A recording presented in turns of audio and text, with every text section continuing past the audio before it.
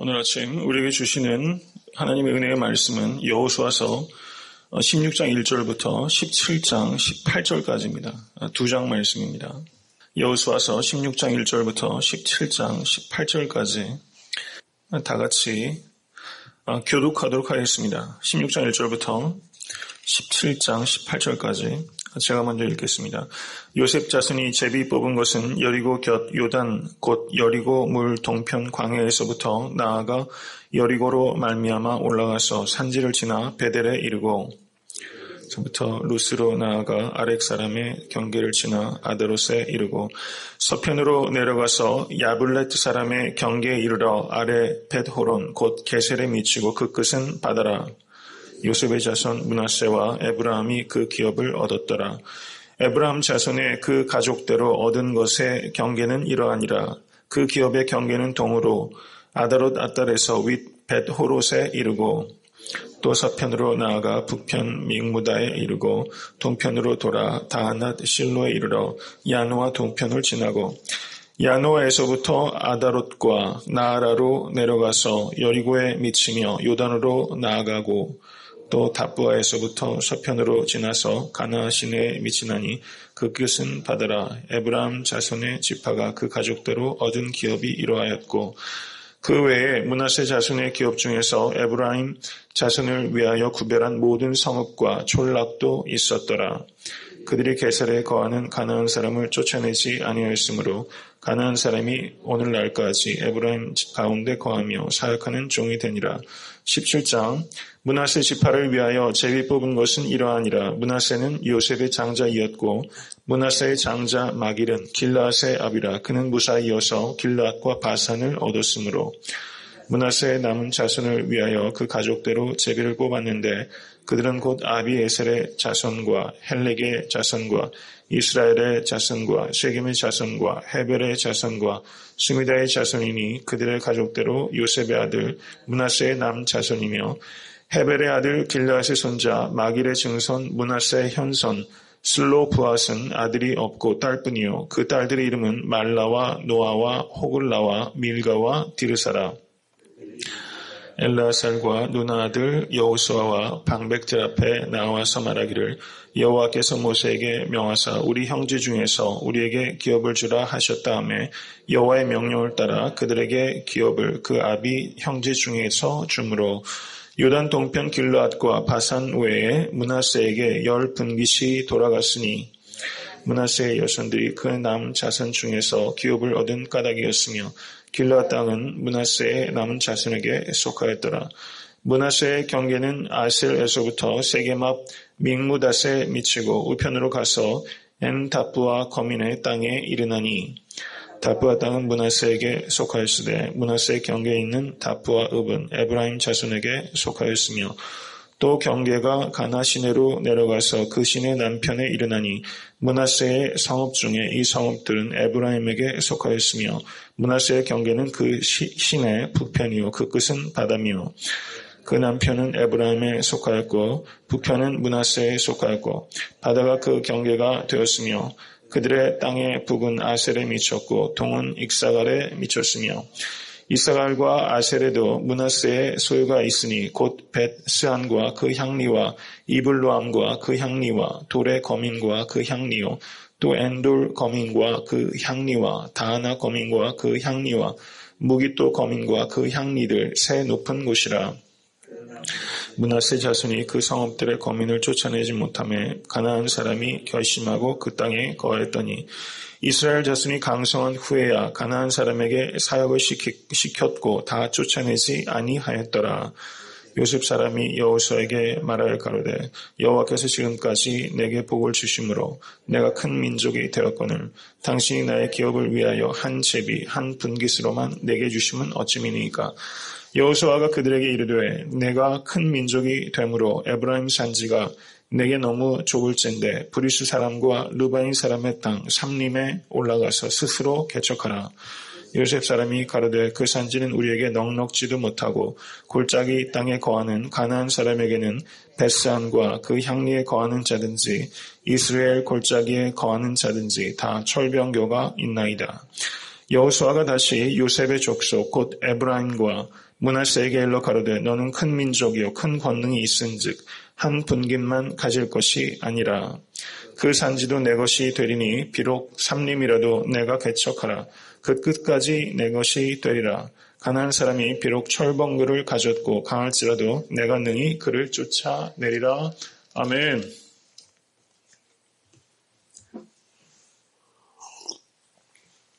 여호수아서 13장에서부터 21장까지는 이스라엘 12지파에게 가나안 땅을 분배하는 과정이 상세하게 설명이 되어 있습니다. 요단 동편 땅은 르우벤과 갓 그리고 므낫세 반 지파에게 분배가 끝났고 그리고 이제 요단 서편 땅의 분배가 이루어지고 있는 것입니다. 그래서 여호수아서 14장과 15장은 제일 먼저 유다 지파에게 요단 서편 땅이 분배가 되었습니다. 그리고 오늘 본문 말씀인 16장과 17장은 요셉 지파인 에브라임과 므낫세에게 땅이 분배되는 과정을 기록하고 있습니다. 14장과 15장에서 유다 지파에게 땅이 분배되는 과정은 매우 성공적인 모델이라고 할 수 있다면 오늘 본문인 16장과 17장에 에브라임과 므낫세 반지파에게 땅이 분배되는 과정은 실패의 모델이라고 할 수 있습니다. 유다는 우리가 마땅히 배우고 본받아 그리고 따라가야 될 진명고사라고 할 수 있다면 오늘 에브라임과 므낫세 반지파는 우리가 따라가서는 안 되는 반면교사라고 할 수 있는 것입니다.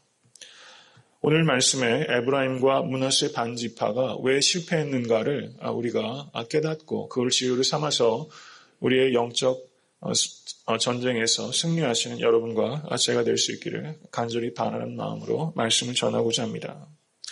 그러면 이들은 왜 실패했는가? 이들의 실패의 원인은 여호수아서 16장 10절에 잘 기록되어 있습니다. 16장 10절을 보시기 바랍니다. 다시 한번 읽겠습니다.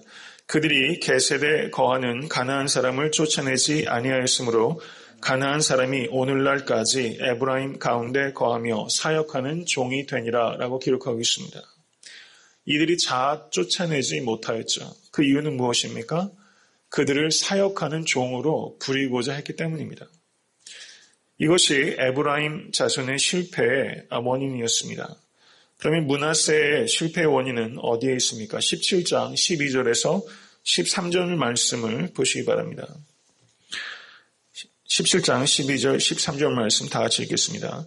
그러나 므낫세의 자손이 그 성읍들의 거민을 쫓아내지 못하매 가나안 사람이 결심하고 그 땅에 거하였더니 이스라엘 자손이 강성한 후에야 가나안 사람에게 사역을 시켰고 다 쫓아내지 아니하였더라. 이렇게 기록하고 있습니다. 여기에서 므낫세의 자손이 처음에는 가나안 거민을 쫓아낼 만한 충분한 힘을 갖고 있지 못했어요. 그런데 므낫세 자손이 강성해졌는데 그때는 왜 못 쫓아냅니까? 그들에게 사역을 시키고자 했기 때문에 다 쫓아내지 못했다는 것이죠. 에브라임 자손과 므낫세 자손의 실패는 이래서 더 뼈아픕니다. 힘이 없어서 쫓아내지 못한 것이라면 납득하고 받아들일 수 있다는 것이죠. 그런데 이들의 문제는 더 이들의 실패가 안타까운 것은 강성하고 힘이 있고 큰 민족을 이루었는데도 불구하고 가나안 거민을 쫓아내지 못한 데 있다는 것입니다. 그것은 왜 그렇습니까? 힘이 없어서가 아니라 그 가나안 거민을 종으로 삼아서 사역을 시키고 편리함과 그리고 이익을 얻고자 하는 마음이 있었기 때문에 가나안 거민을 쫓아내지 못했다는 것이죠. 우리가 이들의 실패를 우리가 반면교사로 삼을 때 우리는 어떤 의미에서는 불편한 것보다 편안한 것이 훨씬 영적으로 위험한 것일 수 있다는 것을 우리가 깨달아야 됩니다. 사무엘상 15장 1절에서 3절은 이렇게 기록하고 있습니다.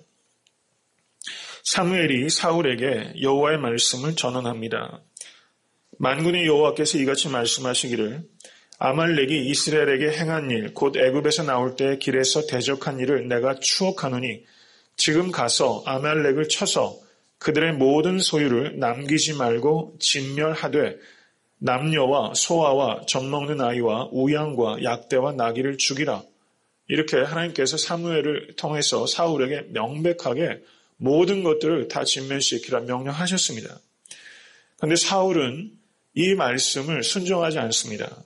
사무엘상 15장 9절을 보시면 사울과 백성이 아각과 그 양과 소에 가장 좋은 것 또는 기름진 것, 어린 양과 모든 좋은 것을 남기고 진멸키를 즐겨 아니하고 가치 없고 낮은 것은 진멸하니라. 이렇게 말씀하고 있다는 것이죠.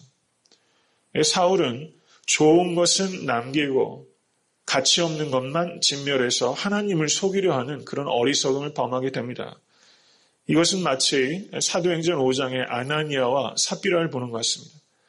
자들이 자원해서 하나님께 물건을, 예물을, 재산을 드리겠다고 자원해놓고 나중에 그것이 아까운 마음이 들어서 일부만 들어서 사람들로부터 명망도 없고 자기 이익도 뒤로 따로 챙기려고 하는 이런 양다리 걸치는 일이죠.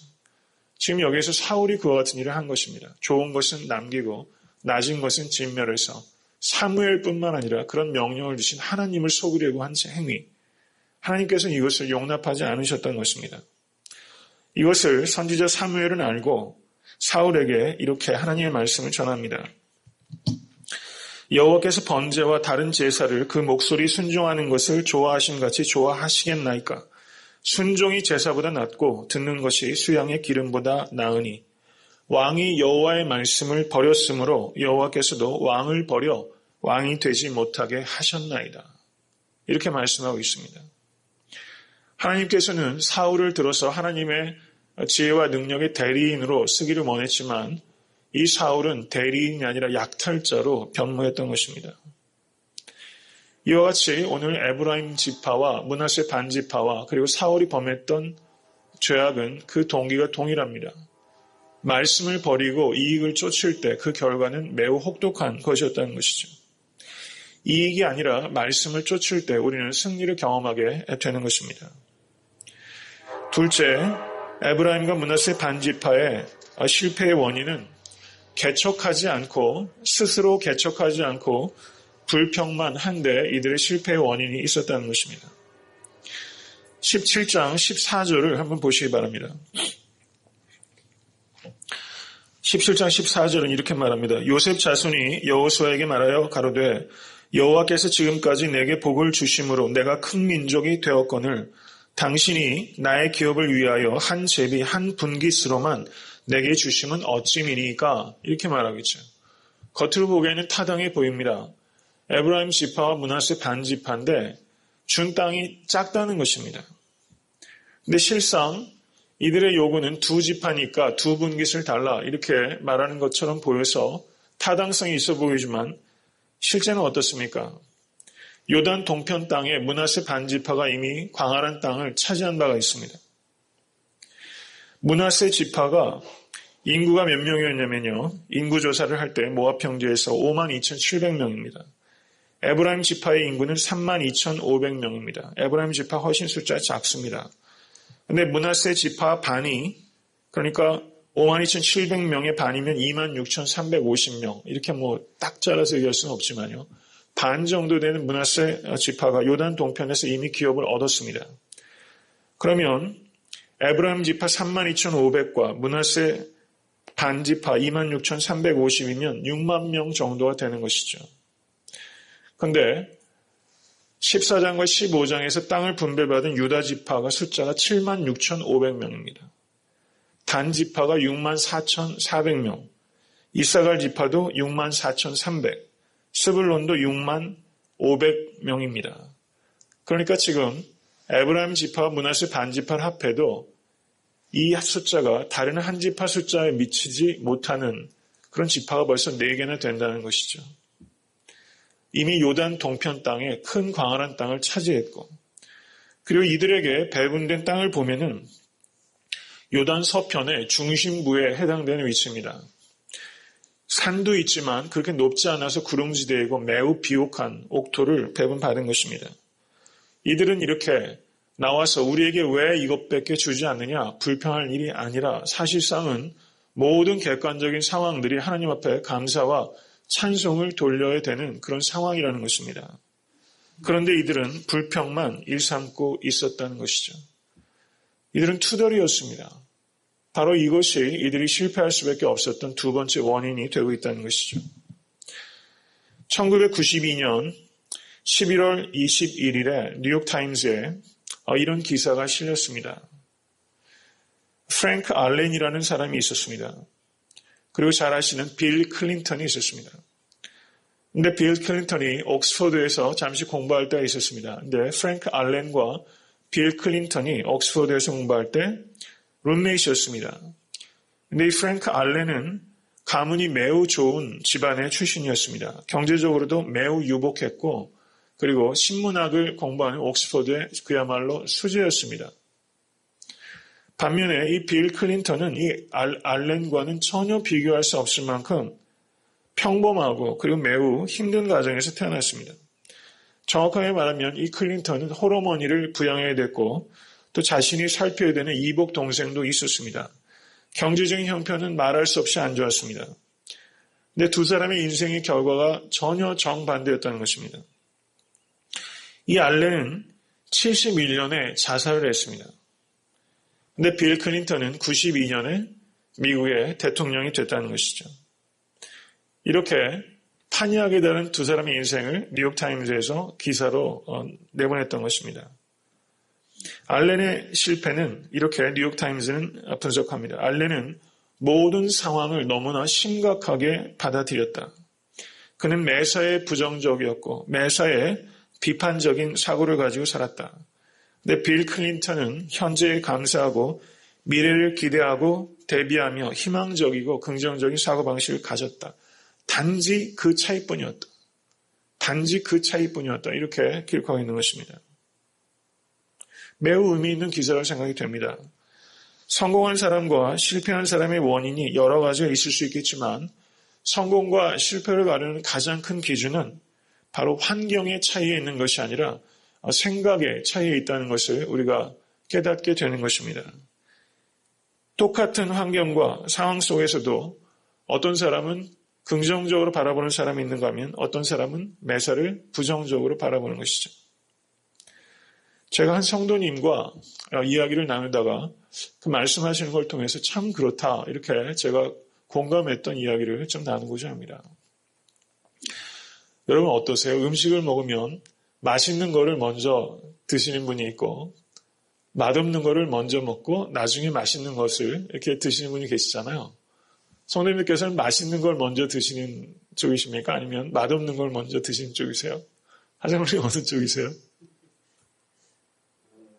맛있는 걸 그러세요? 네. 오장님 웃으시는데 어떠세요?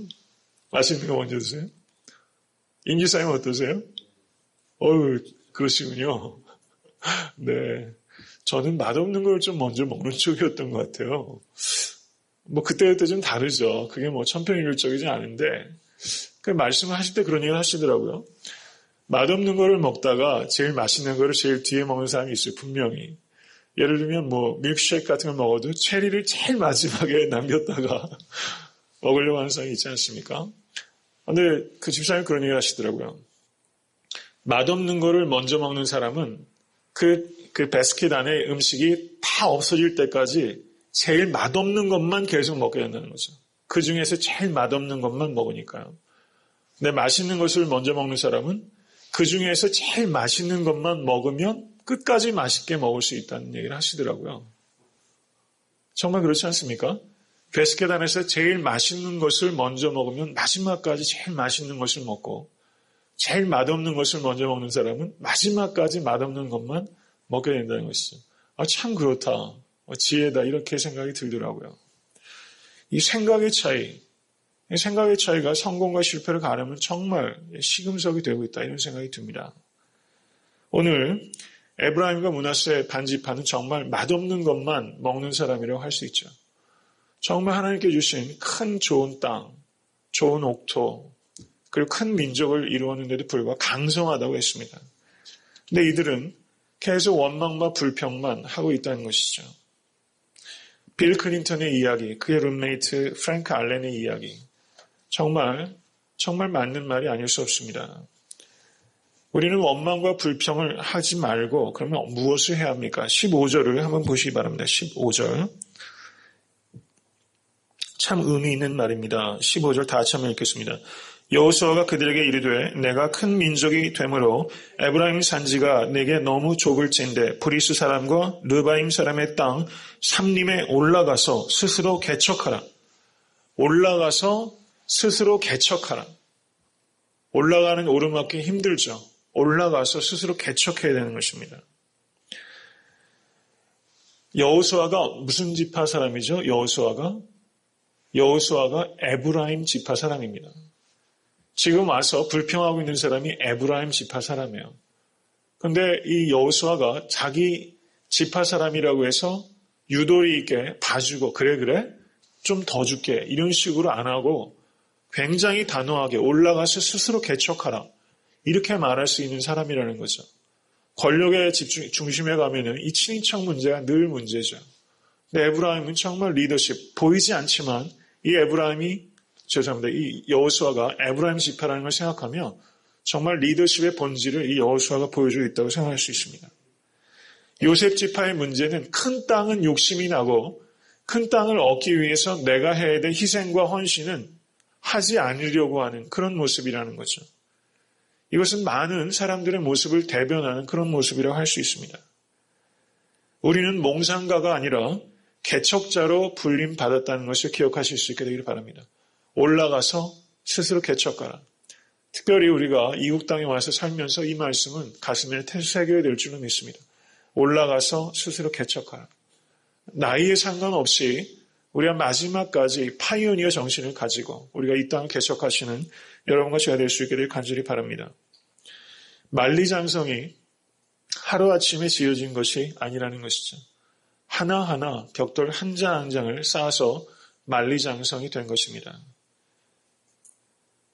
흑인 어머니와 백인 아버지 사이에서 태어난 고아 사내 아이가 있었습니다.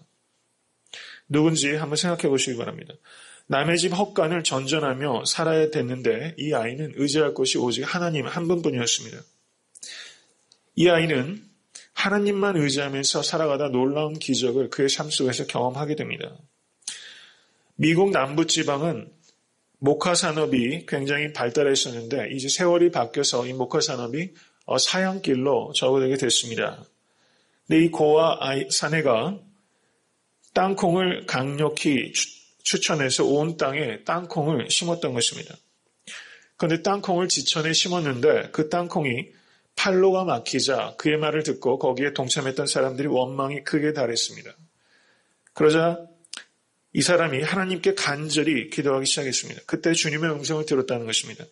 내게 있는 땅콩 한 줌을 가지고 연구실로 들어가라. 그래서 이 사람이 땅콩을 연구해서 식품, 의약품, 화장품에 이르기까지 땅콩 하나로 105가지 제품을 만들어내서 도산 위기에 빠진 남부 전체에 크게 경제적인 활력을 불어넣는 큰 일을 한 사람이죠. 혹시 누군지 아세요? 조지 워싱턴 카버라는 사람입니다. 이 사람을 통해서 땅콩 하나를 가지고 미국 그 남부가 경제적으로 회상하는 놀라운 기적을 경험하게 되는 것입니다. 조지 워싱턴 카버. 위대한 사람이라고 할 수 있습니다. 황무지에서 꽃을 피워내는 사람. 우리가 그런 정신을 가지고 생각을 변화시켜서 앞으로의 성도님들의 삶 가운데서도 이와 같은 놀라운 혁신과 또 변화가 있을 수 있게 될 간절히 바랍니다. 잭 칼스 목사님이라는 분이 이런 말을 했습니다. 굉장히 의미가 있습니다. 사명을 잃어버린 교회는 축복을 잃어버린 교회다. 이런 말을 했어요. 우리가 축복받기를 원합니다. 개인도 교회도. 그런데 이 축복이 어떨 때 오게 되냐? 축복이 곧 뭐냐? 사명이 곧 축복이라는 것입니다. 사명을 잃어버린 교회는 축복을 잃어버린 교회다. 정말 우리가 사명감을 가지고 우리가 삶은 집착하는 것이 아니라 이 사명에 집중하는 것입니다. 혹시 아직까지 우리가 집착하고 있다면 그것을 버리고 우리가 하나님의 나라와 영광, 복음을 위해서 집중하는 생각의 변화를 하실 수 있는 여러분과 제가 될 수 있게 될 간절히 바랍니다. 집중하고 최선을 다하며 하나님께서 기회를 주시는 것입니다. 애타한테 섬기는 교회도 사명에 집중하면 하나님의 축복을 받게 될 것을 믿으실 수 있게 되기를 바랍니다. 세 번째, 요셉 지파가 실패한 원인은 믿음이 없었기 때문입니다. 올라가서 스스로 개척하라 여호수아가 단호하게 말했는데 이들은 뭐라고 말합니까? 16절을 보시 바랍니다. 다 같이 한번 읽어보겠습니다. 요셉 자손이 가로되 이 산지는 우리에게 넉넉지도 못하고 골짜기 땅에 거하는 가나안 사람에게는 베스안과 그 향리에 거하는 자든지 이스라엘 골짜기에 거하는 자든지 다 철병거가 있나이다. 이렇게 말했어요. 철병거가 있나이다. 근데 우리가 어떻게 가서 개척합니까? 이렇게 말한 것이죠. 그때 여호수아가 다시 한번 말합니다. 18절 다 같이 한번 읽겠습니다. 그 산지도 내 것이 되리니 비록 삼림이라도 내가 개척하라. 그 끝까지 내 것이 되리라. 가나안 사람이 비록 철번거를 가졌고 강할지라도 내가 능히 그를 쫓아내리라. 아멘. 믿으십니까? 이 믿음 이 아침에 가지실 수 있기를 간절히 소원합니다.